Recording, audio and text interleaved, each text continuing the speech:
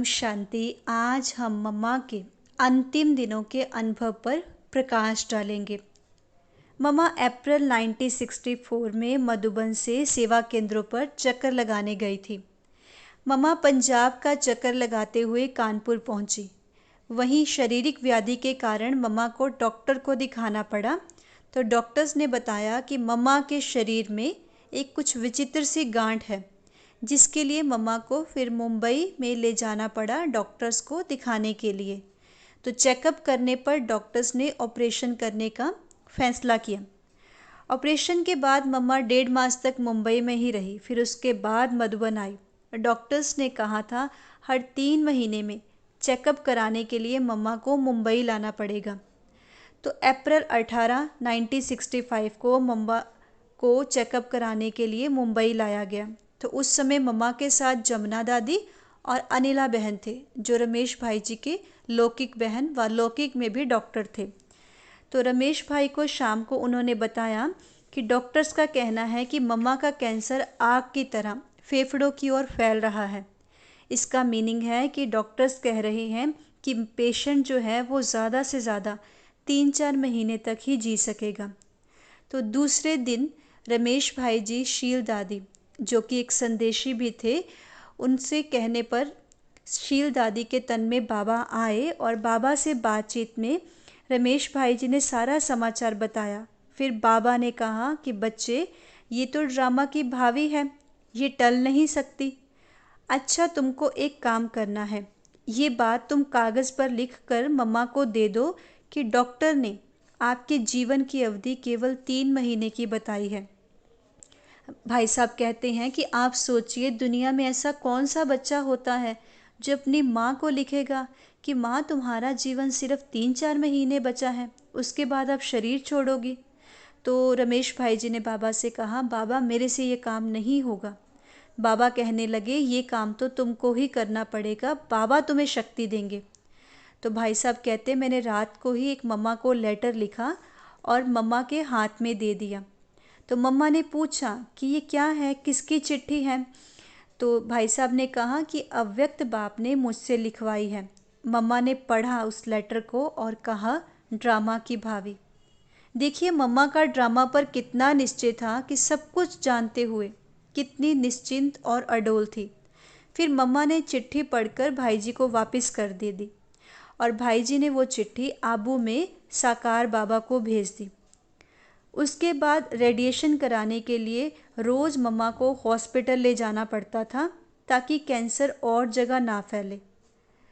जब जांच करवाई गई लास्ट टाइम पे, तो डॉक्टर्स ने कहा कि अब तो कैंसर इतना बढ़ गया है, दुनिया की कोई भी दवाई अब काम नहीं करेगी, इसलिए आप इनको जहाँ ले जाना चाहते हैं ले जाइए ताकि ये शांति से अपना शरीर छोड़ सके। उस टाइम मम्मा को सांस लेने में भी बहुत दिक्कत हो रही थी। तो डॉक्टर्स के कहने के अनुसार ये समाचार बाबा को दिया गया। तो साकार बाबा ने कहा कि मम्मा को आबू भेज दो।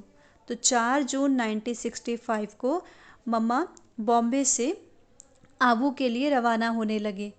तो रमेश भाई जी ने उस समय एक नया रिकॉर्ड लेकर आए थे। तो वो था, और जाने वाले हो सके तो लौट के आना। जब प्रकाशमणि दादी जी ने ये गीत सुना तो उन्होंने कहा, इसे बंद करो। दादी जी कहने लगे, ऐसे गीत नहीं बजाने चाहिए।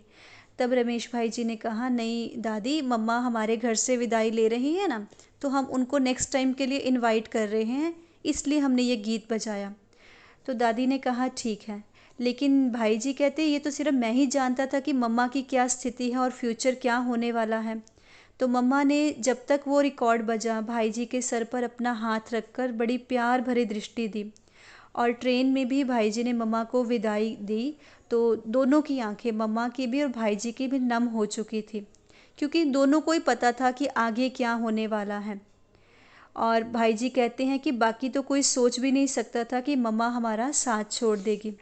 फिर उसके बाद वो दिन आया, आखिर 1965 24 जून का दिन, जब मम्मा का अंतिम दिन था। शायद बाबा को पता था कि मम्मा आज शरीर छोड़ने वाले हैं, इसीलिए बाबा ने मम्मा से कहा कि मम्मा, आज आप बच्चों को अपने हाथ से टोली देना। चूँकि मम्मा का शरीर इतना काम नहीं कर रहा था तो वो क्लास में नहीं आते थे। तो मम्मा ने वहीं पर सभी बच्चों को अंगूरों की टोली दी और वरदानी दृष्टि भी दी। लेकिन मम्मा की मुस्कुराहट पहले जैसी ही थी, वही निश्चिंत और अचल भाव था उनकी दृष्टि में। तो मम्मा ने हर बच्चे को 4-4 अंगूर अपने हाथों से दिए। बाद में जमुना बहन बाबा को मम्मा के कमरे में ले गई। तो शाम 4 सवा 4 के बीच में जब दादी संतरी जी मम्मा के कमरे में जाती हैं तो देखती हैं कि मम्मा की गर्दन बाजू में झुकी हुई थी। तो तुरंत बाबा के पास दौड़कर गई और कहने लगी, बाबा बाबा। तो बाबा समझ गए। बाबा भी मम्मा के कमरे में आए। तो बाबा ने कहा, अच्छा आपकी मम्मा शिव बाबा के पास चली गई। तो इतने में दादी रोने लगे।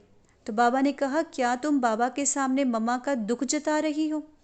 तुम रो क्यों रही हो? रोते कौन हैं? विधवाएं रोती हैं। मम्मा तो तुम्हारी थी ही नहीं, वह तो शिव बाबा की थी और शिव बाबा के पास चली गई। तो मम्मा के अंतिम दिनों की और कहानी हम अगले पार्ट में बताएंगे। ओम शांति।